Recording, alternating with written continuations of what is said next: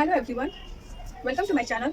आज जो फिर से मैं एक अगेन नेक्स्ट वीडियो लाई हूँ जिसमें मैं बात करूँगी फिर से सोशल इशूज़ के ही बारे में। लेकिन आज मैंने जो है एक फीमेल पे रिलेटेड बात करनी चाहिए, उस पर खुल के बात करनी चाहिए। आप इसे जो है, मैं एक फ़ीमेल हूँ, इसका मतलब ये नहीं है कि मैं फ़ीमेल पे ही वीडियोज़ लाऊँगी, लेकिन मैं इस बात को समझा ज़रूरी कि इस पे बात होनी चाहिए, तो मैं इस वीडियो को बना रही हूँ। लेकिन अगर आप ये सोच के इस वीडियो को देखेंगे कि मैं फ़ीमेल हूँ और मैं एंटी मेल वीडियोज़ ये है, तो ऐसा नहीं है। मैं खुद रिस्पेक्ट करती हूँ। महिला और पुरुष दोनों एक सिक्के के दो पहलू हैं, दोनों का होना ज़रूरी है। सिर्फ किसी एक के बारे में ज़्यादा अच्छा कहना, किसी एक के बारे में ज़्यादा सिर्फ खराब बातें बोल देना, ये बिल्कुल गलत है, कहीं से भी सही नहीं है।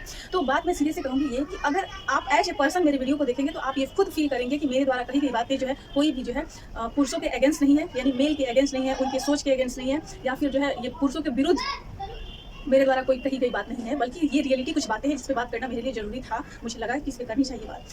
सबसे पहले हम बात करेंगे कि आप जो है इस सोसाइटी को जानते हैं और सबको पता है कि महिलाओं को जो है घर से एक वक्त था जब घर से बाहर निकलने की भी आज़ादी नहीं थी, क्योंकि लोगों को लगता था ना कि महिलाओं को प्रोटेक्शन घर से बाहर निकल के नहीं दिया जा सकता, बल्कि उनको घर में रख के ही दिया जा सकता है। महिलाएं घर के अंदर रहेंगी तो सुरक्षित रहेंगी, घर से बाहर जाएंगी तो जो है उनके साथ गलत हो सकता है, जो भी है। यानी कि उनको लगता था कि महिलाओं का घर से बाहर निकलना सही नहीं है उनके हिसाब से। लेकिन आप सबको पता है यूरोप में जब दौर आया था, औद्योगिक क्रांति हुई थी, इसके अलावा जब फर्स्ट वर्ल्ड वार हुआ था, उस समय महिलाओं को बड़े पैमाने पे जो है महिलाएं वर्किंग सेक्टर में उतरी, यानी काम करने के लिए घर से बाहर निकली।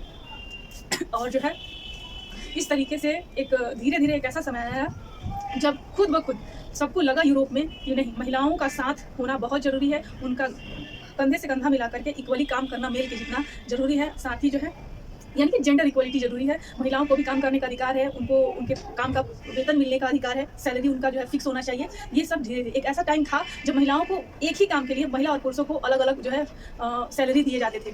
तो एक तरह से ये सब चीज़ें तो ऑलरेडी है, लेकिन हमने मुद्दा इस बारे में हम बात खासकर भारत के संदर्भ में करना चाहते हैं, इंडिया के, कि आखिर क्यों इंडिया पीछे रह गया और यूरोप जो है आगे निकल गया। सीधी सी बात है, यूरोप के देशों ने इस बात को महसूस किया कि बिना महिलाओं के साथ के हम आगे नहीं जा सकते, और इसीलिए उन्होंने इस बात को रियलाइज़ करने के बाद ही उन्होंने महिलाओं को हर एक सेक्टर में जो है अपने साथ साथ जोड़ा।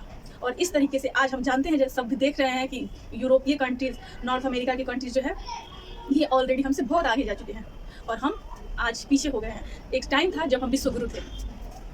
तो आखिर क्यों हुआ, तो हम देखेंगे ना कि हमने अपनी एक ऐसा नहीं था कि भारत में जो है महिलाओं को जो है रिस्पेक्ट ही मिलता था या फिर जो है उन्हें आज़ादी नहीं थी, लेकिन धीरे धीरे टाइम आता गया, एक ऐसा टाइम जब लोगों ने महिलाओं को चार दीवारी के अंदर रख दिया बंद करके, और उन्हें लगा कि यही बस ये एक अच्छा उपाय है महिलाओं को घर में रहने का, उनको घर के चीज़ों को देखने का, अपने परिवार को संभालने का अधिकार है। पुरुष का काम है घर से बाहर निकलने का, अपने और जो है काम करने का, पैसा कमाने का, और तब ये एक सिस्टम चला और इस तरीके से पुरुष कमाएगा और घर संभालेगी, ये सिचुएशन बनी। लेकिन जब लोगों ने ये फील किया कि महिलाओं को भी घर से बाहर निकलने की आज़ादी मिलनी चाहिए, जब इसका विस्तार होता गया, यूरोप से जब आता गया, तो भारत में भी आया और भारत ने भी माना। आज हम जिस युग में जी रहे हैं, जिस एरा में जी रहे हैं, इसमें आप फील करेंगे कि हम जो हैं बहुत आगे आ चुके हैं।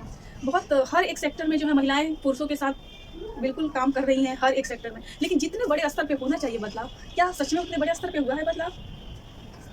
पूरे सच्चे मन से कहिएगा, बिल्कुल नहीं हुआ है। जितने बड़े स्तर पे भारत में बदलाव होना चाहिए उतने बड़े स्तर पे नहीं हो पाया है। क्यों नहीं हो पाया है, क्या इसके रीजन है, इस पे पहले हम चर्चा करेंगे, और क्या इसके सॉल्यूशन है इस पे भी हम बात करेंगे। सबसे पहले बात हम करते हैं कि आखिर जो है हम ये समाज मेल फेम सोसाइटी है, यानी पुरुषों का समाज है, और महिलाओं को एज ऑब्जेक्ट के तौर पर ही देखा जाता है। और ये सच है, पुरुषों की मेंटलिटी बनी हुई है ना कि महिला जो है ना, महिला को ज़्यादा आज़ादी नहीं मिलनी चाहिए, क्योंकि अगर महिला को आज़ादी मिली तो वो फिर अपने हक की बात करेगी, वो लड़ेगी और हमारे ऊपर वो शासन करने लगेगी। और जब अगर वो हमारे ऊपर शासन करेगी तो फिर हमारे ईगो का क्या होगा, हमारा अभिमान जो है वो कैसे, फिर ये तो मुश्किल हो जाएगा। अगर हम सत्ता महिलाओं के हाथ में दे देंगे तो फिर हम कहाँ जाएंगे। तो ये वाली बात सच में है। आपको हम एक एग्जाम्पल के थ्रू ये बताना चाहेंगे कि क्यों। आप मुझे ये बताइए कि आज जितने बड़े स्तर पर लड़कियाँ घर से बाहर निकल के पढ़ रही हैं, क्या उससे पहले लड़कियां, एक वक्त था भारत में ही कि लड़कियों को घर से निकलने की आज़ादी नहीं थी, घर से बाहर निकलने की आज़ादी नहीं थी। लेकिन उस समय भारत की प्राइम मिनिस्टर जो बनी थी इंदिरा गांधी, ये उस समय की अगर हम बात करें तो भारत के लिए एक बहुत बड़ी अचीवमेंट थी। जब वो प्रधानमंत्री बनी थी उस समय शायद बहुत कम महिलाएं जो है स्कूल में लड़कियां यानी पढ़ने जाती थी, या फिर महिलाएं किसी पोस्ट पर थी। लेकिन उस समय भी जब प्राइम मिनिस्टर वो बनी थी, इसके अलावा सरोजनी नायडू, ये वो महिलाएं हैं जिनको आप देख करके बहुत, अगर आपसे ये कहा जाए कि आप बताइए जो महिलाएं इतने बड़े पोस्ट पे पहुंची वो कैसे पहुंची, तो वो कहीं ना कहीं जो बैकग्राउंड उनका रहा वो अच्छा रहा, उनके पेरेंट्स अच्छे रहे और तब वो उतने बड़े पोस्ट पे पहुंची थी।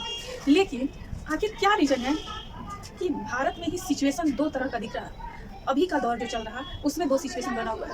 आप अगर नॉर्थ इंडिया के स्टेट्स को अगर देखें और साउथ इंडिया के स्टेट्स को देखें, आपको फ़र्क दिख जाएगा भारत में।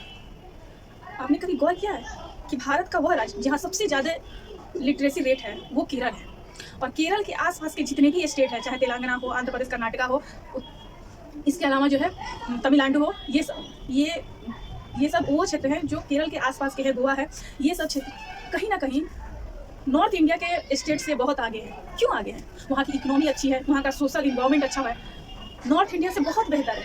आपने कभी इस बात को गौर किया है? अगर नहीं किया है तो अब जरूर एक बार सोचिएगा या फिर देखिएगा। आप पाएंगे कि केरल वह राज्य है जहाँ पे महिलाओं का लिटरेसी रेट अच्छा है, बहुत ही ज़्यादा है भारत में, और वहाँ की महिलाओं को हर तरह की आज़ादी है, उन्हें पुरुषों के साथ जो है उनका मतलब इक्वलिटी है वहाँ पे। यही कारण है कि वो स्टेट आज इकोनॉमिकली और जो है सोशल रूप से जो है दोनों तरीके से वो वहाँ के जो भी प्रॉब्लम्स है, वहाँ पे आपको बहुत कम परसेंट में जो है क्राइम देखने को मिलते हैं, बहुत कम उसका रेट है क्राइम का। और उसके आसपास के भी स्टेट का भी जो क्राइम होने का जो रेट है, मैं ऐसा बिल्कुल नहीं कह रही कि वहाँ क्राइम नहीं होते हैं, लेकिन वहाँ क्राइम होने का जो रेट है वो कम है, बहुत कम। वहीं आप नॉर्थ इंडिया के स्टेट को अगर देखें, चाहे उत्तर प्रदेश हो, खुद मैं बिहार से हूँ तो बिहार है, इसके अलावा उत्तराखंड है, जम्मू कश्मीर का हिस्सा है, इसके अलावा हरियाणा है, पंजाब है, ठीक है, इसके अलावा जो है नॉर्थ ईस्ट के भी जो भी क्षेत्र है, मेघालय वगैरह, असम है, अरुणाचल प्रदेश है, नागालैंड है, ये सब एरिया जो है नॉर्थ ईस्ट के एरिया को छोड़े ऊपर के जो भी हैं, ये सब लगभग यहाँ पे जो लिटरेसी रेट है, आप सबको पता है कि बिहार की क्या सिचुएशन है खासकर, और यूपी की क्या सिचुएशन है। आखिर क्यों ऐसा है? और इसके आसपास दिल्ली भारत की राजधानी है, जहाँ पे हमारा देश का जो भी एरिया मतलब सेंटर है, एनसीआर है वो, तो फिर उसको छोड़ दे अगर, उसके आसपास के ही एरिया जो है वो इतने पिछड़े कैसे रह गए?